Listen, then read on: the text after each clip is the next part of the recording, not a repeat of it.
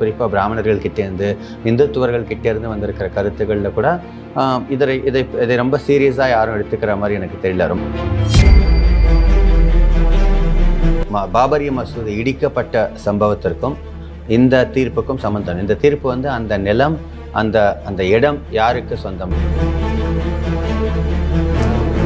திருட்டுத்தனமாக ராமர் சிலையை கொண்டு போய் மசூதிக்குள்ளே கொண்டு போய் வச்சுருக்காங்க. அதற்கப்புறம் மசூதியை வந்து ஒரு பெரிய ஒரு கும்பல் போய் இடிச்சிருக்காங்க.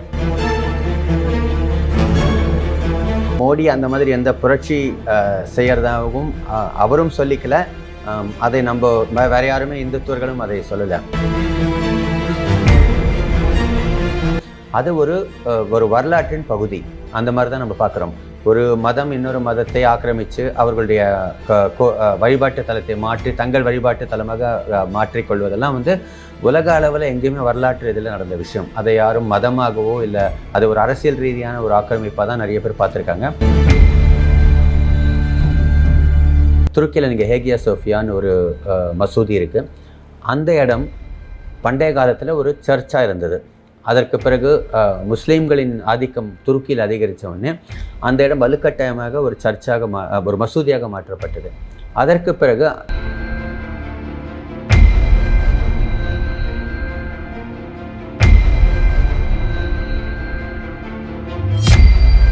கிராண்ட் ஒன் நேயர்களுக்கு வணக்கம்.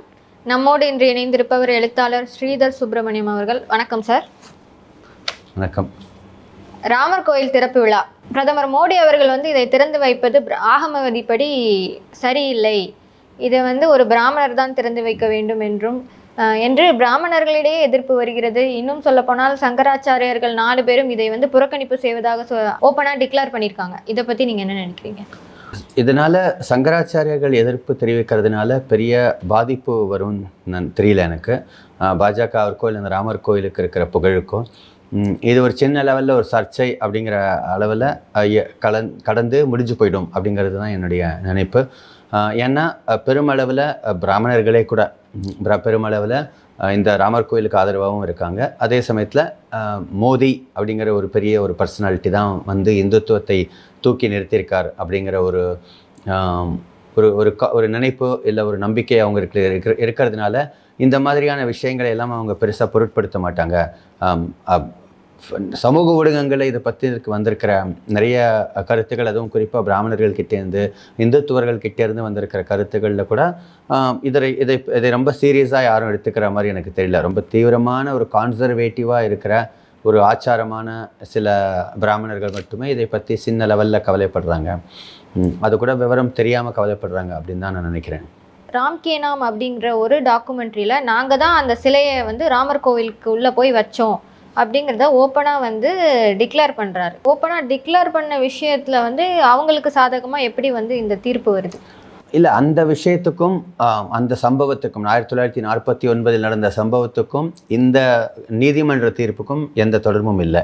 அதே மாதிரி பாபரி மசூதி இடிக்கப்பட்ட சம்பவத்திற்கும் இந்த தீர்ப்புக்கும் சம்பந்தம். இந்த தீர்ப்பு வந்து அந்த நிலம், அந்த இடம் யாருக்கு சொந்தம், அந்த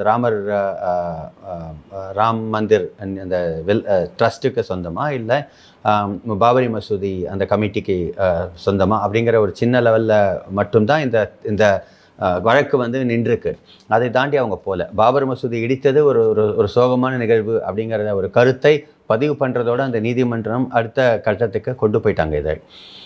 அதனால தான் வந்து நிறைய பேருக்கு குழப்பம் வருது. ஏன்னா இவ்வளோ விஷயங்கள் நடந்திருக்கு. இந்த மாதிரி திருட்டுத்தனமாக ராமர் சிலையை கொண்டு போய் மசூதிக்குள்ளே கொண்டு போய் வச்சுருக்காங்க.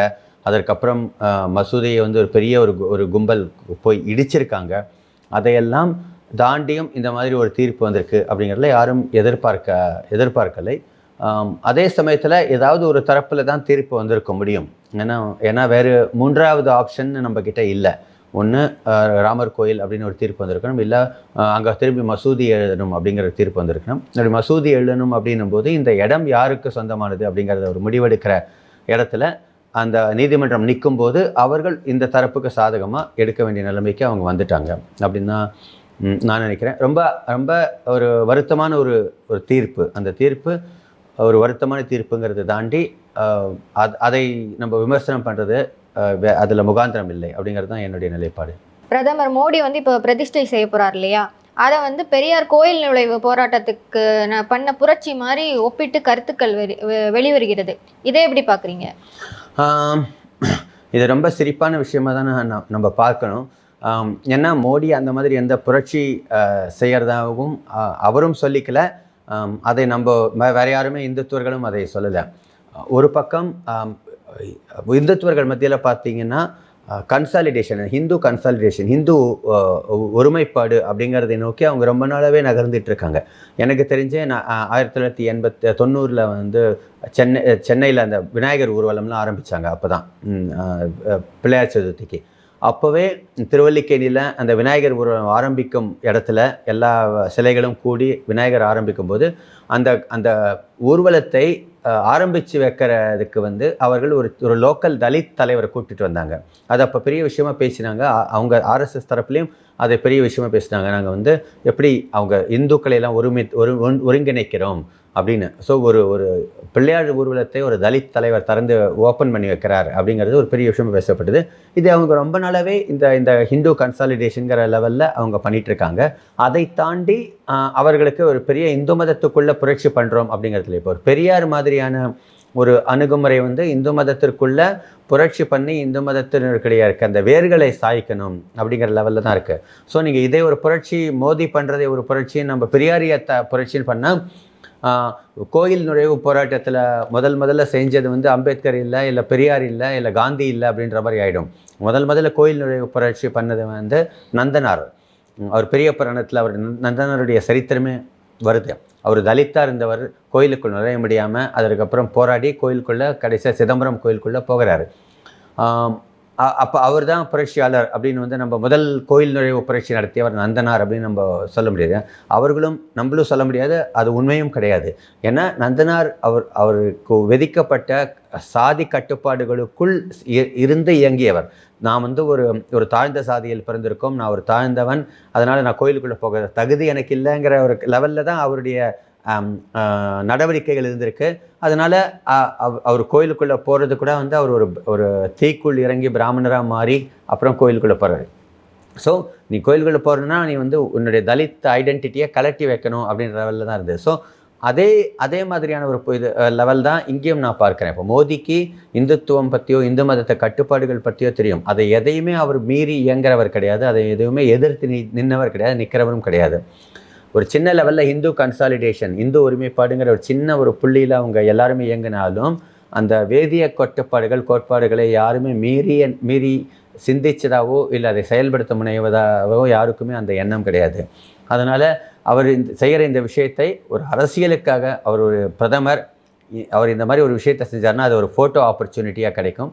அந்த ஃபோட்டோ ஆப்பர்ச்சுனிட்டி அவர்களுக்கு தேர்தலில் பயன்படும். நிறைய வட மாநிலங்களில் இதை ஃபோட்டோ எடுத்து இல்லை இந்த வீடியோவை பரப்பி மோடி வந்து கடைசியாக சாதிச்சிட்டாரு அப்படின்னு வந்து காமிச்சிட்டு அதை வைத்து நம்ம இப்போ எவ்வளோக்கு எவ்வளோ முடியுமோ அவ்வளோக்கு எவ்வளோ வந்து வாக்குகளை அள்ளலாம். அது மட்டும்தான் அவர்களுடைய நோக்கம். அதை வச்சு தான் பார்க்குறாங்க. இதில் இந்து மதத்தை சீர்திருத்துறேன், புரட்சி பண்ணுறேன், ஒரு ஓபிசி வந்து நான் கோயிலில் பிரதிஷ்டை பண்ணுறேன், அந்த எந்த ஒரு சிந்தனையும் அவர்களுக்கும் இல்லை. நம்மளும் அதை பேசுகிறவங்க எந்த பேசிஸில் அதை பேசுகிறாங்கன்னு தெரியல. அது ரொம்ப நகைப்புக்குரியதாக தான் அதை நான் பார்க்குறேன். பாபர் வந்து ஆக்கிரமித்து மசூதி கட்டுகிறார், அதை வந்து நாங்கள் கோர்ட்டுக்கு போய் தீர்ப்பு வாங்கி நாங்கள் மறுபடியும் கோயிலாக நிர்மாணிக்கிறோம் அப்படின்னு சொல்கிறாங்க. இந்த பார்வை எப்படி பார்க்குறது? பாபர் செஞ்சதை நம்ம நியாயம்னு பேசுகிறோமா? பேசலை. இந்துத்துவர்களே யாருமே பேசலை. பாபர் செஞ்சாரா இல்லையாங்கிறது அது ஒரு விவாதத்துக்குரிய விஷயம். அதுக்குள்ளே போக வேணாம். ஒரு வாதத்துக்காக பாபர் அங்கே இருந்த ஒரு கோயிலை இடித்து மசூதியாக மாற்றினார் அப்படிங்கிறத நம்ம ஒரு வாதத்துக்காக எடுத்துக்கிட்டேன்னா அந்த மாதிரி நிறைய நடந்திருக்கு. நிறையா சுல்தான்கள், டெல்லி சுல்தான்கள், நிறையா இஸ்லாமியர்கள் அங்கேருந்து மத்திய கிழக்குலேருந்து இல்லை ஆப்கானிஸ்தான்லேருந்து பெர்ஷியாலேருந்து வந்தவர்கள்லாம் நிறைய அந்த மாதிரி கோயில்களை இடிச்சிருக்காங்க. நிறைய கோயில்கள் வந்து மசூதியாக மாறி இருக்கிறது. அதெல்லாம் வந்து நம்ம வரலாறில் இருக்கிற விஷயம். நம்ம அந்த மாதிரி அதையெல்லாம் யாருமே இன்றைக்கு பேசும்போது அதையெல்லாம் யாரும் சிலாகிச்சியோ இல்லை பாராட்டியோ பேசுறதில்லை. அது ஒரு வரலாற்றின் பகுதி. அந்த மாதிரி தான் நம்ம பார்க்குறோம். ஒரு மதம் இன்னொரு மதத்தை ஆக்கிரமித்து அவர்களுடைய வழிபாட்டு தலத்தை மாற்றி தங்கள் வழிபாட்டு தலமாக மாற்றிக்கொள்வதெல்லாம் வந்து உலக அளவில் எங்கேயுமே வரலாற்று இதில் நடந்த விஷயம். அதை யாரும் மதமாகவோ இல்லை அது ஒரு அரசியல் ரீதியான ஒரு ஆக்கிரமிப்பாக தான் நிறைய பேர் பார்த்துருக்காங்க. அதுவும் இல்லாமல் என் கடவுள் தான் உண்மையான கடவுள், உன் கடவுள் பொய்யான கடவுள் அப்படிங்கிறத சிந்தனை ரொம்ப ஸ்ட்ராங்காக இருந்திருக்கு மத்திய காலத்தில். கிட்டத்தட்ட ஒரு 400 கிபி 400லேருந்து நீங்கள் அதுக்கு முன்னாடியே யூதர்கள் காலத்திலேயே ஜூடாயிசம் இருந்தப்பே வந்து நீங்கள் 10 கட்டளைகள்லேயே வந்து நான் தான் கடவுள், மீதிலாம் கடவுள் இல்லை அப்படின்னு ஒரு கடவுளே சொல்லுவார்.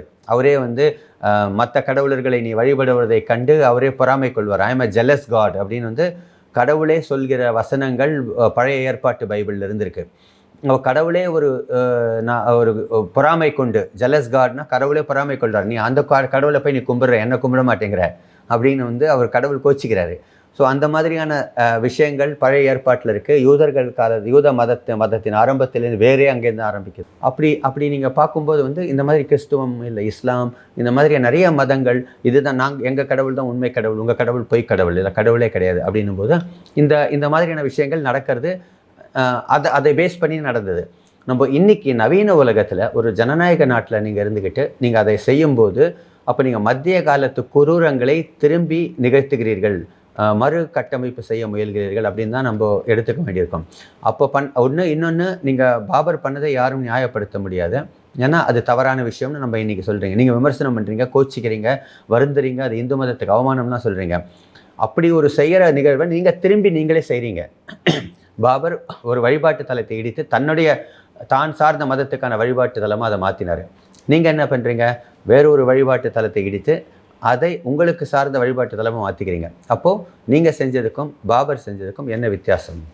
அப்போது என்ன நடக்குது? பாபரை விமர்சிக்கும் தகுதியை நீங்கள் உடனடியாக இழந்து விடுகிறீர்கள். அங்கே உங்களுக்கான அந்த இதுவே இல்லை. நீங்கள் அப்படி செய்யாமல் இருந்திருந்தீங்கன்னா அது வரைக்கும் அங்கே அவரை விமர்சனம் பண்ணுற தகுதி உங்களுக்கு இருக்குன்னு அர்த்தம். நீங்கள் அதை செஞ்ச உடனே நீங்களும் அவரும் equals to same, LHS equals RHSன்னு அந்த மாதிரி வந்து ஒரு சமன்பாடு வந்துடுது அங்கே. அப்போ அங்கே விமர்சனம் பண்ணுற தகுதி எழுந்துடுது. இன்னொன்று, நீங்கள் கோர்ட்டு மூலமாக பண்ணீங்களா இல்லை வந்து நீங்கள் இங்கே வலுக்கட்டாயமாக பண்ணீங்களாங்கிறதுலாம் ரெண்டாவது. முதல்ல வலுக்கட்டாயமாக தான் நடந்தது, அதுக்கப்புறம் கோர்ட்டு மூலமாக அதை வந்து ஒரு உறுதி செஞ்சுக்கிட்டீங்க, அவ்வளோதான். நடந்தது தவறு அப்படிங்கிறதுல எதன் மூலமாக நடந்தாலும் அது தவறு தான் அப்படின்னு எடுத்துக்கணும். துருக்கியில் நீங்கள் ஹேகியா சோஃபியான்னு ஒரு மசூதி இருக்குது. அந்த இடம் பண்டைய காலத்தில் ஒரு சர்ச்சாக இருந்தது. அதற்கு பிறகு முஸ்லீம்களின் ஆதிக்கம் துருக்கியில் அதிகரித்த உடனே அந்த இடம் வலுக்கட்டாயமாக ஒரு சர்ச்சாக ஒரு மசூதியாக மாற்றப்பட்டது. அதற்கு பிறகு தொடர்ந்து கிறிஸ்தவர்களுக்கும் முஸ்லீம்களுக்கும் நடுவில் பார்த்தீங்கன்னா இதற்கான ஒரு எனக்கு தான் இதுங்கிற ஒரு போராட்டம் தொடர்ந்து வந்துகிட்டே இருக்குது. ஏறக்குறைய ராம ஜன்மபூமி, பாபரி மசூதி மாதிரியான ஒரு போராட்டம், அதுக்கு சமமான ஒரு போராட்டம். அது நவீன காலத்தில் துருக்கி ஒரு செக்யுலர் நாடாக, கேமல் அத்தாதுர்க் தலைமையில் செக்யுலர் நாடாக மாற்றின உடனே இந்த பிரச்சனைக்கு ஒரு பஞ்சாயத்துக்கு ஒரு முடிவு கொண்டு வரதுக்கு அவர் என்ன பண்ணார்? இது உங்கள் 2 பேருக்குமே சொந்தம் இல்லை, இது ஒரு மியூசியமாக நான் மாற்றுறேன் அப்படின்னு சொல்லி மாற்றினார். மாற்றிட்டு அது அப்போலேருந்து கிட்டத்தட்ட ஒரு 70 வருஷமாக மியூசியமாக தான் இருந்தது. இப்போ சமீப காலத்தில் எர்துவான் ஆட்சிக்கு வந்தோடனே அவர் வந்து ஒரு ஏறக்குறைய துருக்கியின் மோடி அப்படின்னு சொல்லலாம். வலதுசாரி சிந்தனையாளர், முஸ்லீம் அடிப்படைவாதிகளுக்கு கொஞ்சம் ஆதரவாக இருக்கக்கூடியவர், இஸ்லாமயமயமாக்கணும் அப்படின்னு சொல்லிட்டு இருக்கிற இயக்கங்களுக்கு தலைவர்களுக்கு ஆதரவாக இருக்கிறவர். ஸோ அவர் ஆட்சிக்கு வந்தோடனே என்ன நடக்குது?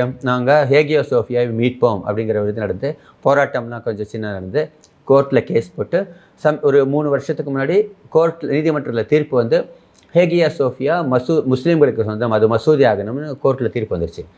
வெற்றிகரமாக ஆக்கிட்டாங்க. முதல்ல அது மசூதி மாற்றின முதல் நாள் காலை முதல் தொழுகையில் வந்து எர்துவான் கலந்துக்கிட்டு அவரும் சேர்ந்து நமாஸ் பண்ணியிருக்காரு.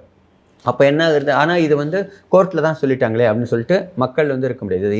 உலக அளவில் பன்னாட்டு அளவில் பெரிய விமர்சனங்களுக்கு உள்ளாச்சு இந்த மாற்றம்.